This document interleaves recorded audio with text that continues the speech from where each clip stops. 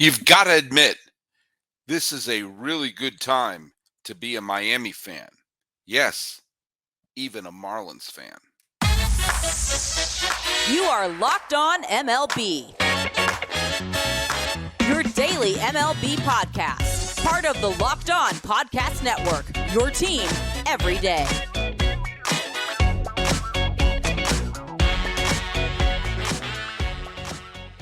Hello, baseball fans, and welcome to Locked On MLB, part of the Locked On Podcast Network, where it is your team every day. This is the daily podcast. We talk about all of Major League Baseball. I am your host, Paul Francis Sullivan. If you don't believe me, there's my lower third. You can call me Sully. I'm an Emmy-nominated television producer who has been a baseball podcaster for the last, decade or so.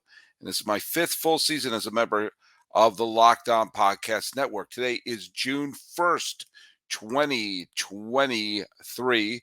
And let me just remind you that this particular episode is brought to you by Gametime. Download the Gametime app, create an account, and use the code LOCKEDONMLB for $20 off your first purchase. Last minute tickets and lowest price guaranteed. Follow us at Locked On MLB Pods on Twitter and Instagram. I am your pal Sully. I'm at Sully Baseball on Twitter, Sully Baseball Podcast on Instagram.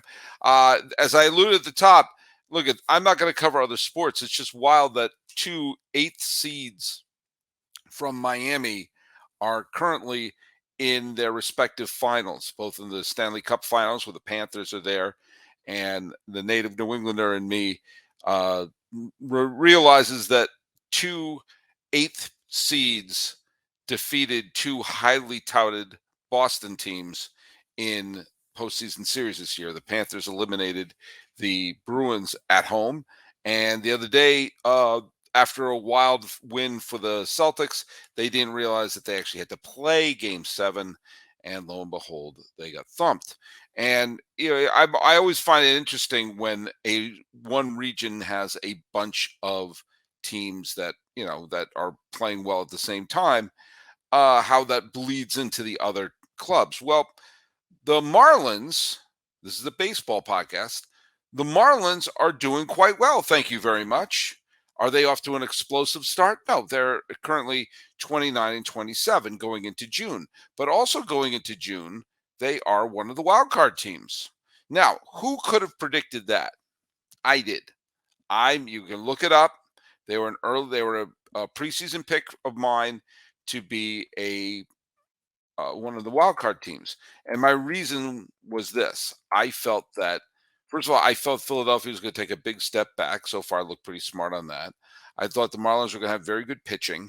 And I thought that having a professional hitter like Luis Arraez in the middle of their lineup was going to have a positive effect on some of the other players in the lineup. Well, so far, and also they got rid of Don Mattingly, and any team that gets rid of Don Mattingly does well for itself. Sandy Alcantara has not pitched like an ace so far, but he's given him a bunch of innings. And even though his ERA is close to 5 right now, you get the sense that things will eventually turn around. He has had some very good games. One of his 2 credited victories is a complete game shutout. He's pitched a bunch of innings for each game, and do you know what? That adds up. They've been getting good pitching from Luzardo's been pitching well. Yuri Perez, the young phenom, has held up his end of the bargain.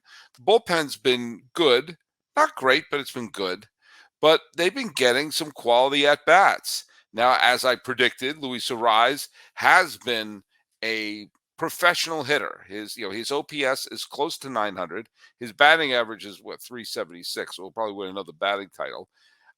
He does a little bit of power, but basically, he is a person that's hard to get out that they have in their lineup. And I think that there is something to be said for that. I think there's something to be said that when you put Luis Arraez in your lineup, you're going to get a bunch of hits. You're not going to see a lot of rallies be stifled. And maybe, just maybe, that's had a powerful effect on Jorge Soler, who already has 17 home runs this year. And he went on a recent tear. And they've been getting some, good production from some other players. John Birdie has been doing a good job. Yuli Gurriel has fit well. I mean, none of them are going. None of these, and Jesus Sanchez in limited play so far this year has played very well. Thank you very much. The Soler rampage that he's had as a hitter has gone a long way. And now I'm bringing up the Marlins. Look, there's a bunch of games that we could talk about. There was a wonderful 1-0 walk-off game between Seattle, the Mariners topping the Yankees. The D-backs have climbed to within half a game of the Dodgers because they beat the Rocks and the Dodgers lost. There's a bunch of, the Pirates wound up winning again against San Francisco. The Red Sox got edged by Cincinnati. Cincinnati's hanging around. But I just wanted to call out the Marlins for a second to say that they've made it to June the way I thought they were going to. They're winning games, they're clawing through, but they beat San Diego in a way that I think I have to bring up because there was something that happened.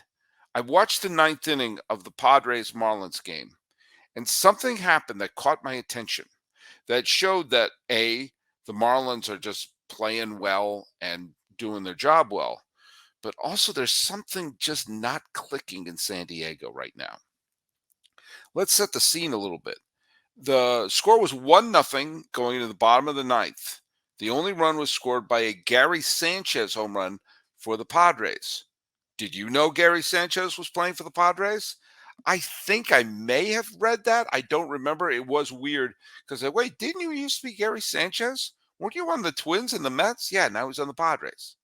The future cornerstone of the next Yankee dynasty is now bouncing around, boom, boom, boom, to new team after new team, Kenny Lofton style, except Lofton played well. Sanchez got the home run for the Padres. And remember the Padres, a team that a lot of people, including your pal Sully, thought were probably going to head to the World Series. They put together a super team. Soto, Machado, Bogarts. Tatis was coming back. They had good pitching. They got a good bullpen. They had one of the best managers in the game. And something isn't fitting right. They're sub 500. They're not contending. Arizona is doing what everyone thought San Diego was going to do, which is have a tremendous first couple of months and be right at the Dodgers' heels. Now the Padres started today 4 games under 500, which isn't disastrous, but for goodness sakes, this was supposed to be a super team.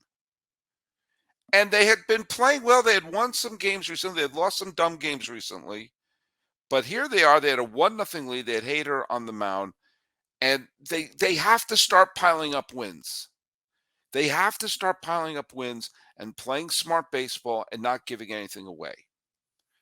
With a 1-0 game, the Marlins got Gurriel and another base runner on. And then an interesting thing happened. There was Gurriel is obviously he's a solid player, but he's not exactly Ricky Henderson on the base paths. Gene Segura came up. Gene Segura hit a ball to left field. It was a base hit, and the left fielder was pretty shallow. I saw Gurriel was at third, right around the time San Diego's left fielder had picked up the ball. And I saw that the Marlins third base coach was sending Gurriel. Now I'm watching this game live thinking, what's the third base coach doing? Gurriel's going to be out by 1,000 feet. And this is a 1-0 game in the bottom of the ninth. And the third base coach is going to send him to be, shot down. And I'm thinking, oh my God, this third base coach is going to be a huge goat. You were going to have the tying run on third with 1 out. A sac fly could tie the game. Instead, this over-aggressive third base coach. And then you saw Gurriel heading home, and there was nobody at home. The third base coach saw nobody's covering home plate. Nobody's covering home plate in the bottom of the ninth of a 1-0 game. Gary Sanchez was not where he was supposed to be. The pitcher, Hader, was backing up. But when the throw came in, if Gary Sanchez was within 3 feet of home plate, they would have thrown Gurriel out by 50 feet. Or more likely, Gurriel would never have been sent. Instead, Gary Sanchez, who at the point looked like he was going to be the damn hero of the series, of the game, because of his home run, was not playing at the right point. Suddenly the game-tying run in the bottom of the ninth was scored. And a batter or two later, there was a walk-off hit by, who got the walk-off? Nick Fortes got the walk-off hit. But by the time the Marlins tied the game, you just got the sense of, man, San Diego's not going to win this, are they? As nice as it's going for the Marlins, you've got to ask yourself the question, what the hey is going on with San Diego? Miami and San Diego are two real nice places to live. And I thought they were both going to be in the postseason this year. But I didn't think the Padres were going to be the long shot. And you just see a bunch of times this year, it isn't just that they're losing. The Padres do dumb things. This was a dumb moment in the game. This was a dumb moment where the catcher in a one-run game in the bottom of the ninth was not at the right place. And you could point directly to that moment to have it unfold and be the ending of a game, which the Padres had in their hand. Now, is this going to be the end-all, be-all? No, but my point always stands. You can't pile up these losses.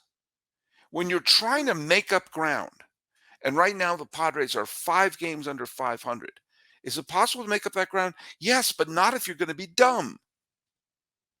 Every team loses 60 games. Every team wins 60 games. Well, maybe not the A's this year, but that's a different thing altogether. It's those middle 42 games that make the difference. And if you can't afford to give those games away, especially when you're trying to make up ground. Maybe this is why Gary Sanchez is playing for his third team in 2 years. Stand in the right place. If he just was standing in the right place, there's no way they send Gurriel. So good for the Marlins. Good for the Marlins for winning. Good for the Marlins for taking advantage of another team's misfortune. But wow, Miami. Well, I mean, wow, San Diego. I'm sorry. Wow, San Diego. What are you doing? You have to play smart. And there's already rumblings that there's a lot of bad things happening behind the scenes in San Diego. In any other situation, I'd be saying they should probably, send the manager packing. But this is Bob Melvin. Bob Melvin's one of the best managers, has shown time after time. Not singing Cyndi Lauper here. He's the one who sent many Oakland A's teams to the postseason with a bargain basement payroll.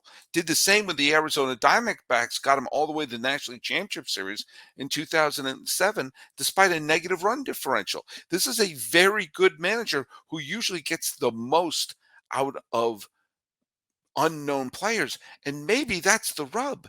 Maybe he needs to manage unknown players because he's got a team full of superstars and they're losing dumb games. Hey, let's talk a little bit about game time. Let me tell you something.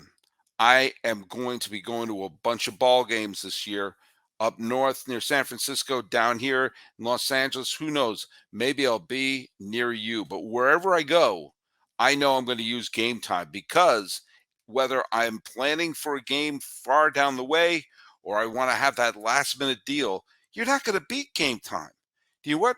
Buying tickets to your favorite event shouldn't be stressful. And Game Time is a fast and easy way to buy tickets for all the sports, music, comedy, whatever, theater. You want to see Hamilton? Game Time is the way to go. They got killer deals on last minute tickets and their best price guarantee. You can stop stressing over the tickets, start getting hyped about the event. Do you know what? The flash deals, last minute tickets are great, but also you can see the images of the seat view. So you can see, am I behind a pole? Is this the right view? I bought tickets to the last Oakland A's game, and I made sure my seats were exactly where I want to be. And do you know what? If you want the last minute ticket deals, they're fantastic. Flash deals on tickets for all the things you want to buy for, and they have the Game Time guarantee, which means you'll always get the best price.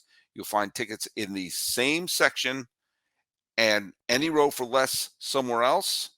Gametime will credit you 110% of the difference. So snag the tickets without the stress at Gametime.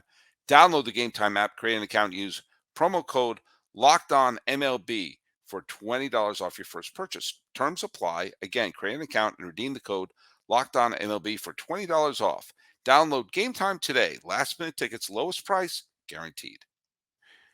Hey, I forgot to point out actually, a couple people got the trivia question correct, which was who is the only person to end a World Series with being caught stealing? And he was caught stealing in the bottom of the ninth inning of Game 7 of the World Series with his team down by 1 run.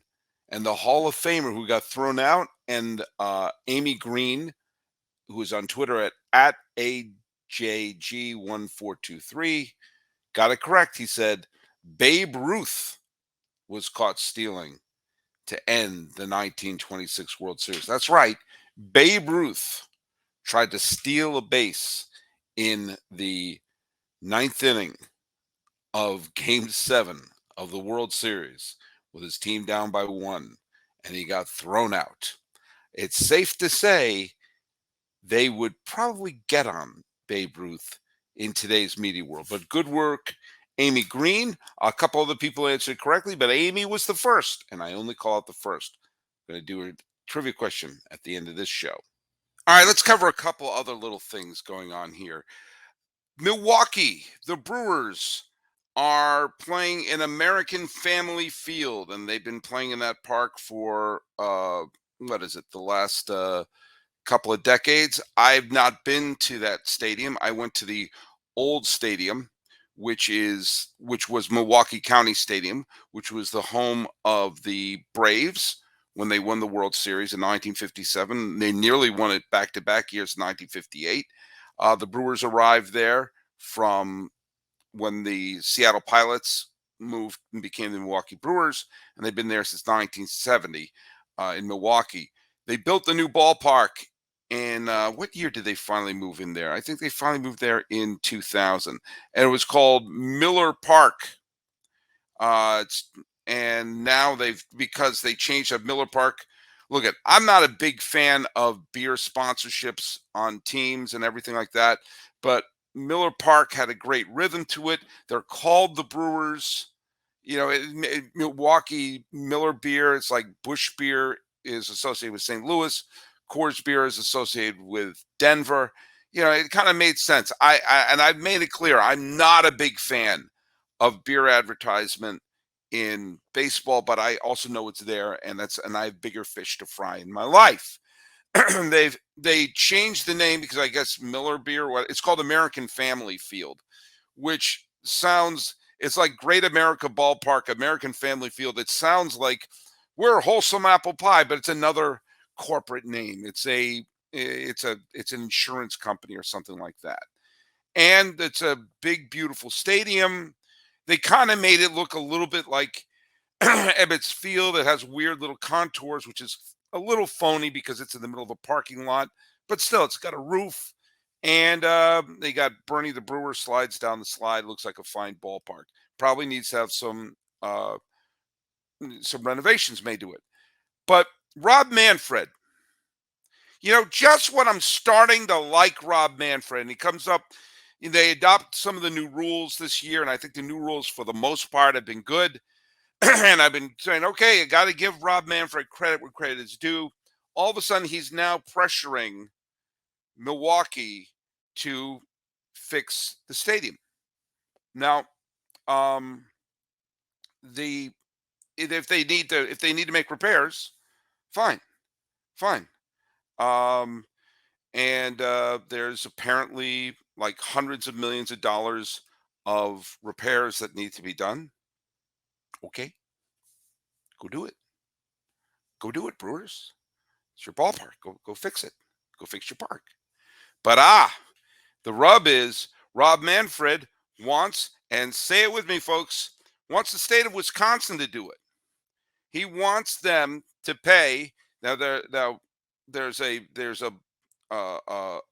surplus in the state of Wisconsin, I guess. They want to move. baseball wants the state of Wisconsin, I guess this is, to make some of the repairs with public money. And uh, there's sort of argument about is this a local problem? Is this a state problem? And Manfred is pulling the whole, you got to make stadium repairs or else. Or else what? First of all, what is it called? Miller Park, American Family Stadium, whatever it's called. Is that a public park? Can I go there any day and have a picnic? Can I rent it out? Can I say, oh, let's take this little part of it and have my birthday party there? No, you can't. It's a $1 billion, whatever it is, palace that Mark Atanasio, the owner of the Brewers, is worth hundreds of millions, if not billions. He's got money.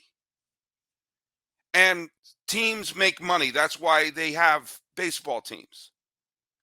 And now they're talking they have to use public money to fix a private stadium.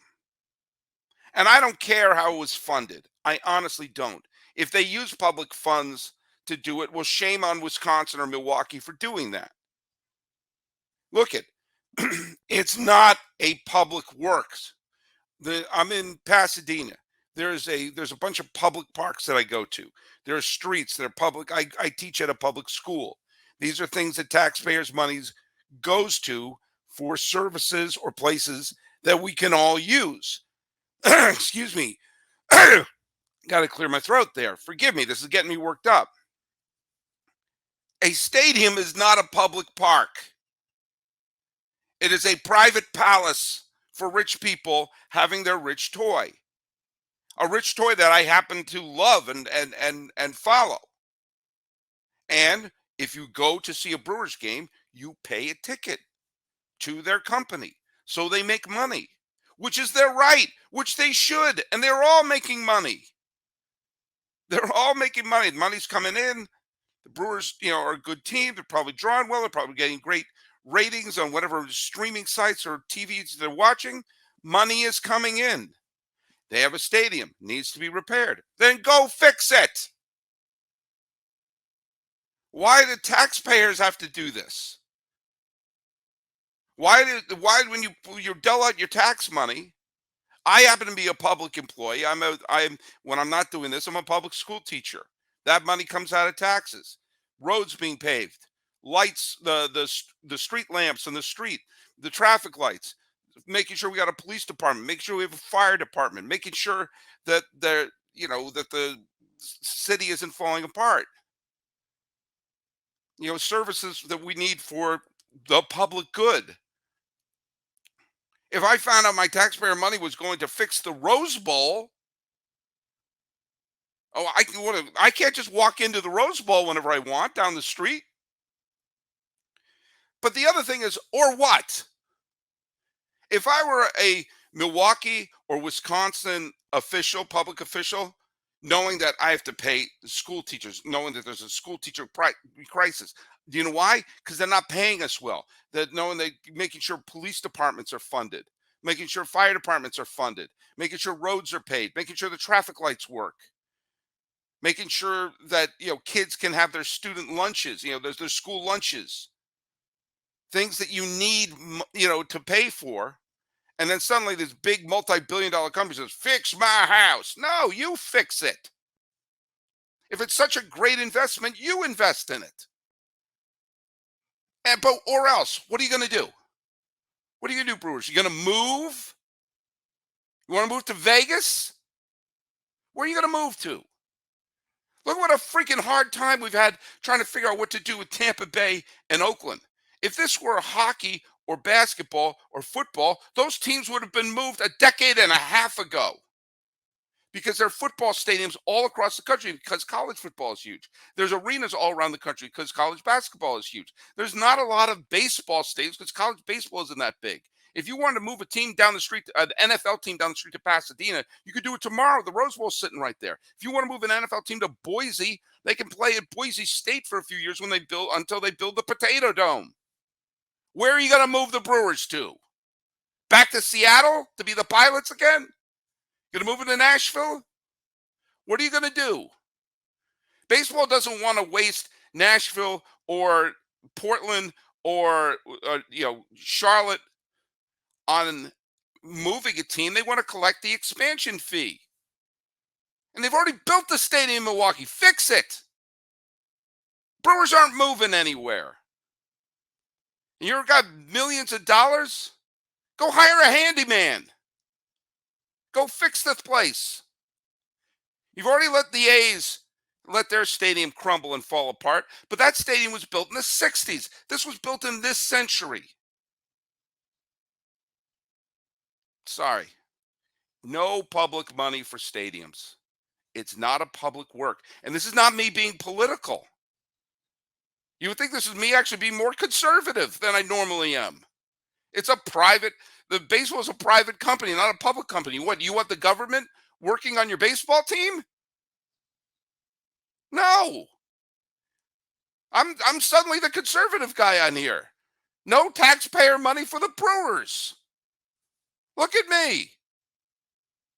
Suddenly I'm a libertarian. But no, I am 100% against any public money being put towards stadiums. The Giants have a privately funded park. The Mets and the Yankees have privately funded parks. They seem to be doing great. Those are three of the best new stadiums built.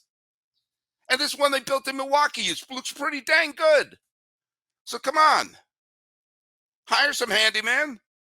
Go fix it and pick up the tab.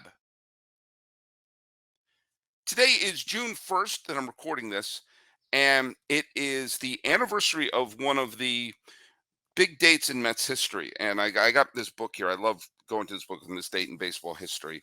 I got this as a either a birthday or Christmas present. I love it. It's worn out. It's worn out. You can tell I like it. I'm going to the June 1st passage. I'm going to read one of them here because I think it's worth remembering this day. On this day in 2012, Johan Santana tosses the first no-hitter in the 50-year history of the Mets, defeating the Cardinals 8-0. Outfielder Mike Baxter seriously injured himself when he makes a highlight reel catch against the left field fence in the 7th inning to preserve the Santana gem. That is remembered as the first ever. I mean, all the great Met pitchers over the years, and Nolan, all the ones who went on to throw no hitters elsewhere. Nolan Ryan threw more no hitters than anyone in baseball history. He came up with the Mets. Tom Seaver, but all of Nolan Ryan's no hitters were with the Angels, Astros, and Rangers. Tom Seaver threw his Mets, threw his no hitter with the Cincinnati Reds. David Cohn threw his perfect game with the Yankees. So did Dwight Gooden. There's one other one who was I forget. There's one other former Met pitcher who threw a no hitter also. I'll remember it later. But all those years, all those great, and Mets had great pitchers over the years, and none of them threw their no hitter as a Met until this day, 11 years ago. Now, that game is mainly remembered because Santana threw, I think, 583 pitches in that game, and Santana was on a fast track to the Hall of Fame. If people don't remember Johan Santana's peak, he had a remarkable peak. He had most of his career was pitching for the Minnesota Twins. I'm going to baseballreference.com, the single greatest website in the history of the planet Earth. And Santana won, how many Cy Young Awards did he win? He won 2 Cy Young Awards. He should have won 3. He won the Cy Young Award in 2004. He should have won the Cy Young Award in 2005, in my humble opinion. But he finished third. Bartolo Colon won it. I love Bartolo Colon. He should not have won the Cy Young Award that year. You could have made the argument that should have been Rivera's year. He did win the Cy Young Award in 2006, and he was top 10 3 other times.